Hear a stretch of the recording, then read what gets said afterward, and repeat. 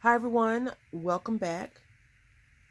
Today I'm going to be making some assorted ephemera to go in a loaded Christmas bag. So I pulled out, and I'm doing something normally I don't do. I am using Glam by Paper Studio, and I am going with some colors that, I normally don't dig gold, but I thought that these would be very cute for Christmas. In my head, besides the stripes, this is like the polka dot. Okay, the stripes are like wrapping paper, and then these could be like the baubles, and these little triangles could be trees, or so I thought. So I'm gonna cut out some sheets, and we're gonna make the first piece of ephemera we're gonna make is rosettes. So I cut the paper down into 2 inches, 1/2 inch, 2 inches. I did 2 inches, 1/2 inch, and 1 inch. So now we're going to score it. If you decide to make rosettes and you have pattern paper that may affect where you're going to be scoring or putting your score line at, you could always turn your paper over to make it a lot easier, because you're going to fold the gusses anyway, or the creases. So we're going to do every 1/2 inch. And I do not profess to be the world's greatest rosette or wand maker. I learned from Tina, and I think her channel's name is Tina's Crafty Life now. I've said that every time I've ever made a rosette. She had did a tutorial, I want to say about a year or two ago, and I was like, okay, I'm watching this, and she showed it step by step, very simple to follow, very easy to follow. And the one thing that you have to remember is where you score your lines, basically. Once you get that done, you get your hot glue gun ready, or regular glue. It doesn't have to be hot glue, it could be regular glue. I just like hot glue because it holds a lot better. So see, now you have your gussets or your creases, and you just do this with it. The thing that you have to remember about your paper, especially like treated paper, is that the foiling may peel up on some papers if it's not a good quality. I think Paper Studio is okay. I wouldn't say it's the top, not Brandy's top favorite. My all-time favorite paper, of course, you all know, is Die Cuts with a View. I wish that I had access to unlimited Die Cuts with a View paper supply, but I don't. So that's how that will look, and I'll do it one more time, and then I'll go back and just score all of these by myself. You can choose whatever inches, however close or far apart you want your peaks and valleys and folds to be. I just use 1/2 inch because it's easy for me to measure. I don't have to worry about anything else. But I can barely see today for some reason. But if you choose to do something else, that's totally on your decision. You can definitely do whatever you want. Sometimes I get distracted, even though no one's really crafting with me. I'll get distracted and mess it up. Okay, so now the thing that you have to remember is when you are going to connect your 2 sheets of paper together, a lot of people I've seen, they will cut one end off, right? They'll cut one end off so it matches, but you don't really have to cut any of your paper off, especially if you want it to be a certain thing. So this is 2 inches by 12, okay? And this is 1/2 inch by 12. So if I was going to connect these two together, I would just make this fold flat. Okay, so when I get ready to glue it, and flat is like this. So when you glue it together, you don't have to worry about cutting off a piece. And then you just go back and fold these. If you're going to make multiples of these, I definitely suggest assembly line. And you want to make sure that your folds are kind of staying nice and neat, because it just helps with when you get ready to connect them versus having it all jagged. And a good way to do that is just when you get a few folded, you make sure it's good to go. Like, let's see, you see how this one's a little bit off right here. It's not a big deal, but if you are one of those people that you have to have it a certain way, then definitely fix it before you finish folding it over, or it's going to be crooked. So if these were the same paper, we would take our glue, regular glue, paper wet glue, or if you want to take tape. I've seen people use tape. I really don't think the tape, in my opinion, tape adhesive comes apart quicker than regular glue. But I live in Texas, so maybe that's why I feel like that. But I have sent projects to people using adhesive versus glue, and it's falling apart, which makes me feel really sad. So you just take these two and glue them together just like that, and you'd be good to go. All right, so what I'm going to do is go ahead and finish getting these ready, and we'll come back. Okay, so I have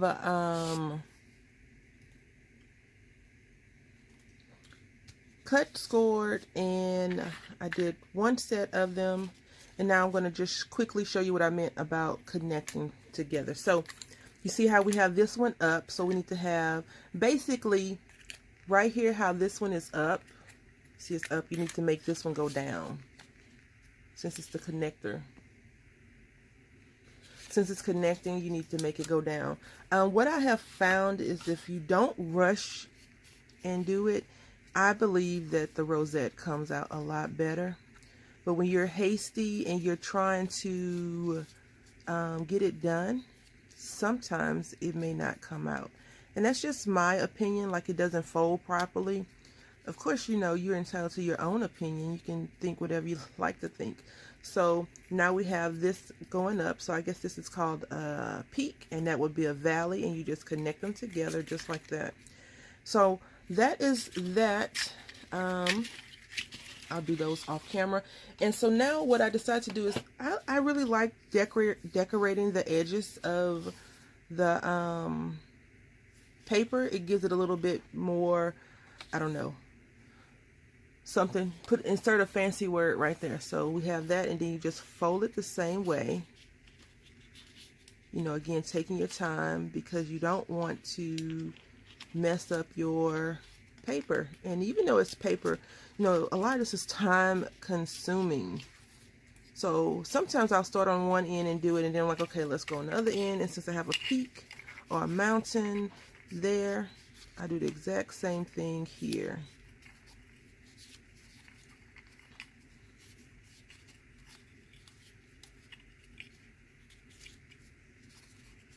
Just like that. And there we have it. And see, it's a little bit off, so I kind of just use the table to manipulate and make it fold in how I want it. So I'm going to show you how I did that. And what I have this edge punch. And what I want to do is just take it, and you see this middle right here. I know you can do it a different way. You can look at it and see. I don't trust myself. So I just go right here to that very middle, and you see, if you can see, the paper is right on the edge. So when I cut it, it's going to cut the edge down, and then I just hold it towards me so I can see what I'm doing. And you see that whole opening? I just do that. So I have a few of these edge punches, and I was afraid to use them because I had screwed up something. Of course, if you don't know how to do something, reference, you can always go to, type in Martha Stewart edge punch in in Google or YouTube, and it will show you what needs to be done. Give you instructions. You can probably even go to EK Success, because I believe EK Success is the company that actually made the Martha Stewart products. I'm not sure if Martha Stewart had her own company, but EK Tools definitely allows you to have some of the similar brands. So I may use this, call me a hoarder, I may use this later. I think I may try to do some quilling or whatever. And this is how it looks. So we have our decorative edge. And so this has a peak, a peak, a mountain. So we're gonna make a valley. a valley, just like that. And this paper is thicker than normal. No, you know, some of the Paper Studio paper is very flimsy. I want to say some of the newer paper that I love is flimsy, you know, a little bit more flimsy. So I think some of it is, even though you can do whatever you want with the paper when you purchase it, I think some of it is definitely, you know, made with a scrapbooker in mind that's going to layer the paper versus someone that's going to use it and make a card front. So now the one thing that I would tell you is that when you cut this paper, you know, you kind of want to make the patterns match because it looks so much prettier like that, right? But I'm not too concerned about the patterns matching up so much. So now what I'm going to do is I'm going to take some wet glue, and you know, you can use your favorite glue, whichever glue you feel like is going to be the best for you. And I just wet that side and I attach it, and I just hold it down a little bit, like I kind of rub it so both sides kind of marry up and adhere to each other. And then I just squeeze it. Make sure that the tips are butted up together like that. Alright, and then I just squeeze it back because I really want these creases to be very good creases because we're about to do some paper manipulation, right? So I squeeze out a little bit of the goo. That's okay. The glue, not goo, glue. And there we go. And so now you have it, and sometimes it will stick if you put too much glue. Sometimes less is more, and if you have the really good glue that adheres really quickly, definitely less is more. And so now I'm just going to go over and do the same thing with this end. Now if you accidentally make two peaks or two valleys, you can always just cut one off. I don't like to cut it off, so I always just try to refold the paper. And the reason why I don't like to cut it off because I want to give as much dimension as possible. And you can make these rosettes as big, long, as wide as you want. You could also take another sheet of paper and add it, and you can have 3 on there. I had made a Halloween rosette thingy, and I used like 2 12x12s, and I made them 6x12s, and I just connected those 4 pages together. And there you have it. So we're going to go ahead and let this start to dry while we connect the others. Okay, so we have all of our papers connected together. I went ahead and punched out circles, and silly me, I didn't bring the circle, the different size circle over here. I just have my 1/2 inch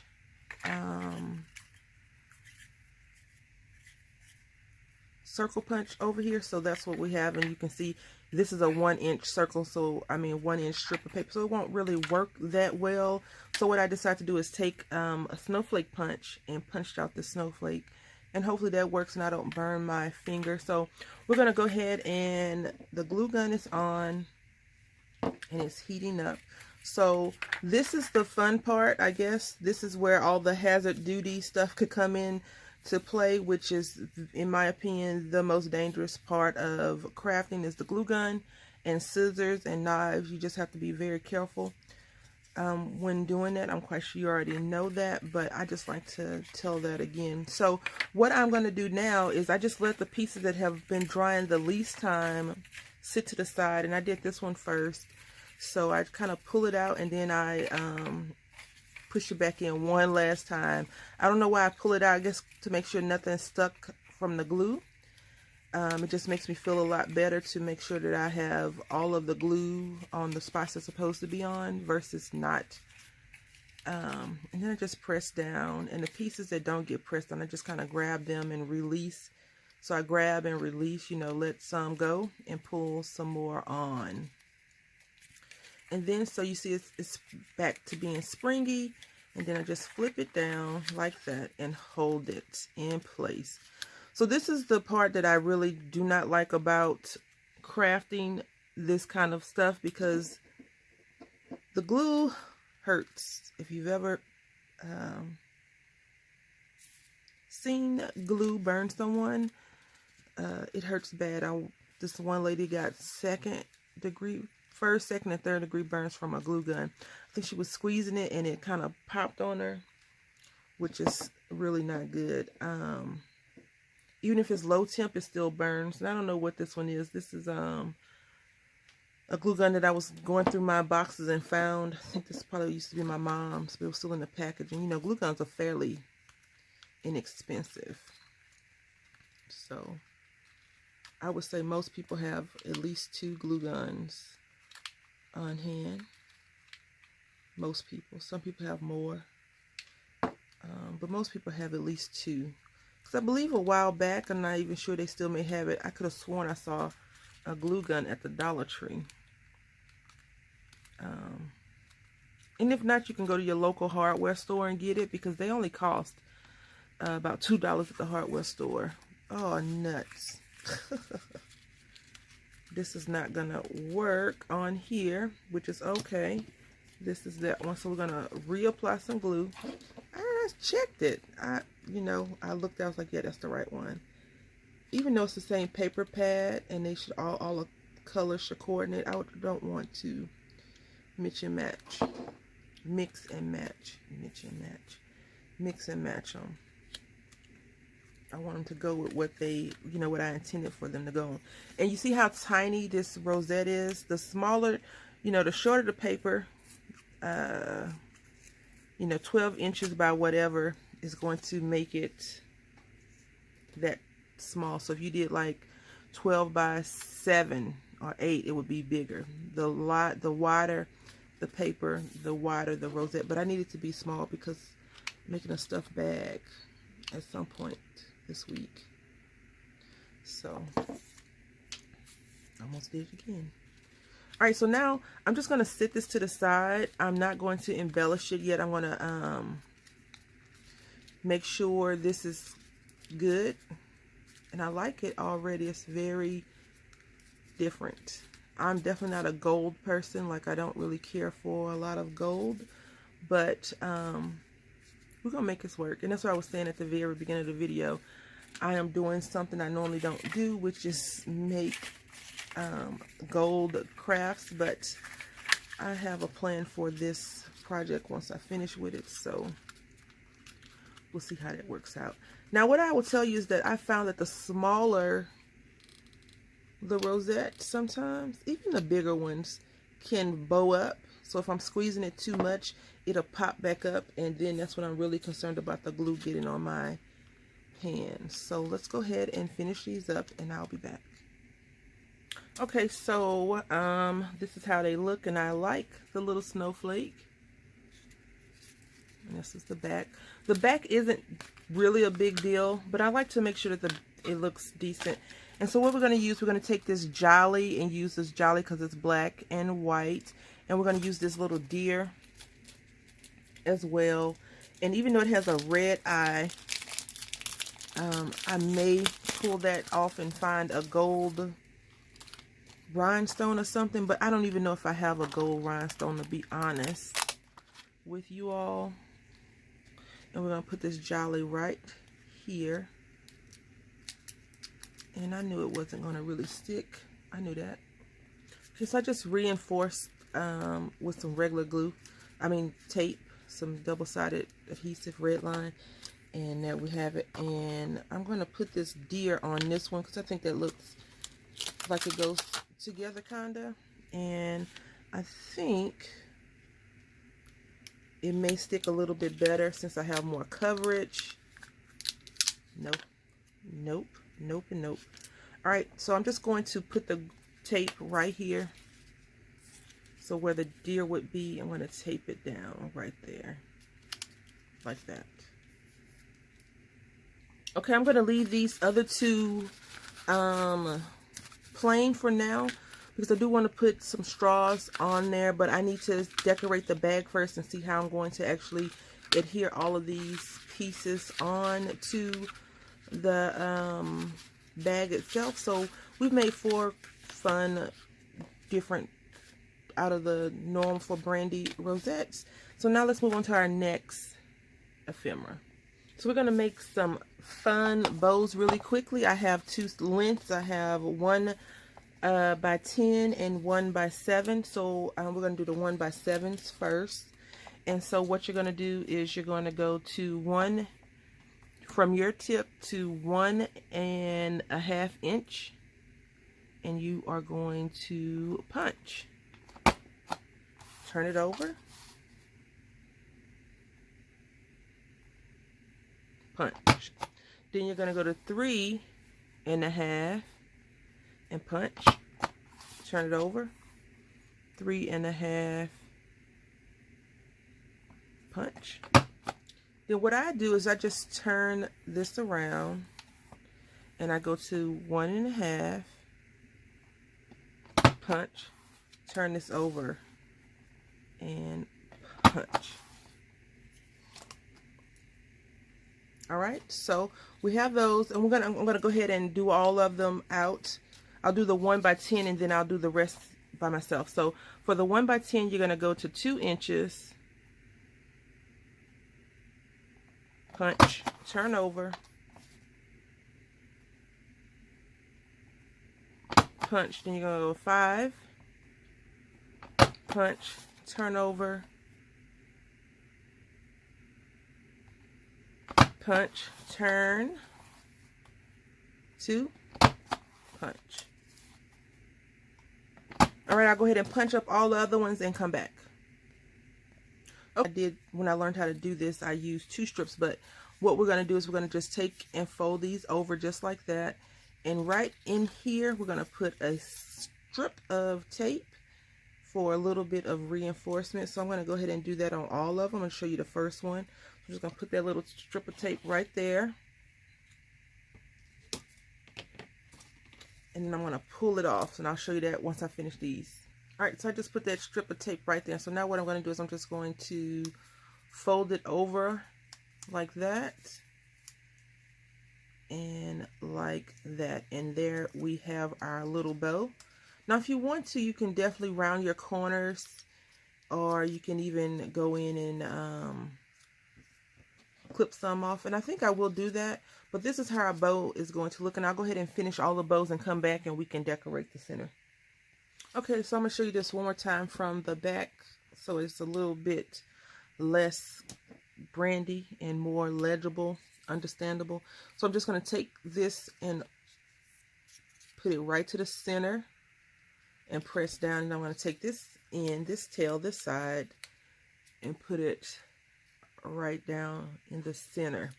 The thing about the red line tape versus a glue or another type of adhesive, unless you have like super fast, the red line, you know, isn't that forgiving. I mean, you can pull the paper up, of course, but it's not always that forgiving. So for people like me, I have to be sure I want to use the red line tape, and I got to be sure about my placement the first time around. So that is that, and what I'm going to do now is cover it up. I'm just going to put those to the side. So we're going to do our center, and what I do is I just go to the back again, right here. You know, you measure, I just guesstimated the size, and we're going to, again, walk on a wild side and put another piece of red line tape down. And I'm okay with that because, I mean, if I screw it up, I screw it up, you know, no regrets. This is fun, right? So here we go. And I left a little bit out because I wanted to catch fairly well. Just like that. All right, so then we roll it over once more. And so I'm just kind of pulling it a little bit snug so I have it. And I'm going to put some more tape down. Now I would use glue because I feel like glue, you know, would be more ideal in this instance, wet glue that is. But I really want it to be done once I'm finished with it. I don't have to worry about it not being done. So that's why I'm using a red line tape versus another type of tape. And so here we go. If you want to, you can do another one, but that's just overkill in my opinion. You already rolled it up, and there you go. That is the bow. And now you can take your pencil or finger or whatever and fluff up your bow if you like. So I hope that you all have enjoyed today's fun little project. for our stuffed bag. I wanted to do one more, but we're already at almost 30 minutes, and I don't want to, you know, keep you forever. You have other people that you're subscribed to and want to go watch and hang out with and, you know, do life stuff like eat or cook or whatever.